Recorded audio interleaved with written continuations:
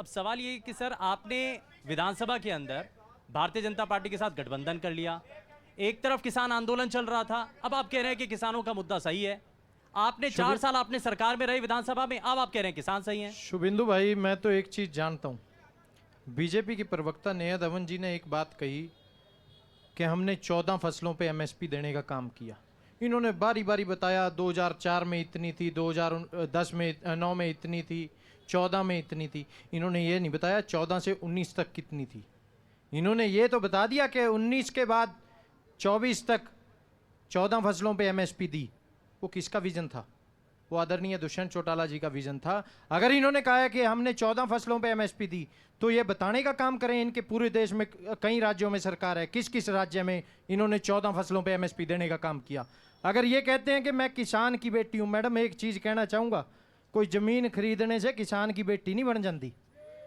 किसान की बेटी, जमीन आज प्रॉपर्टी डीलरों के पास भी बहुत है। अगर किसान की बेटी है तो न्यू बता दो जीरी के पानी कितने लगा। अगर किसान की बेटी है तो ये बता दो आज जीरी का बीज कौन सा ब्लैक हो रहा है।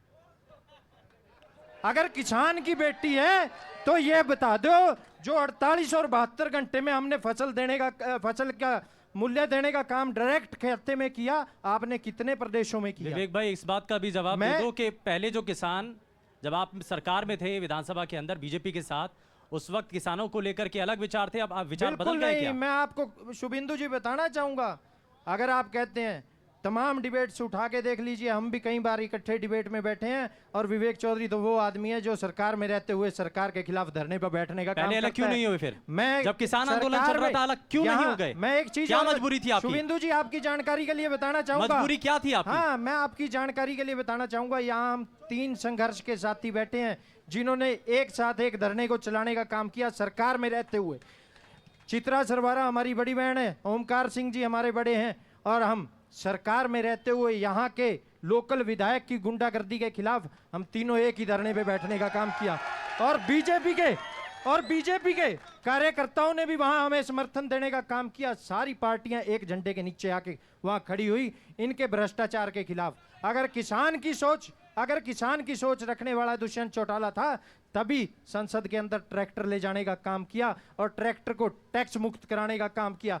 आज ये बता दें कितने प्रदेशों में इन्होंने डायरेक्ट पेमेंट किसान के खाते में डालने का काम किया।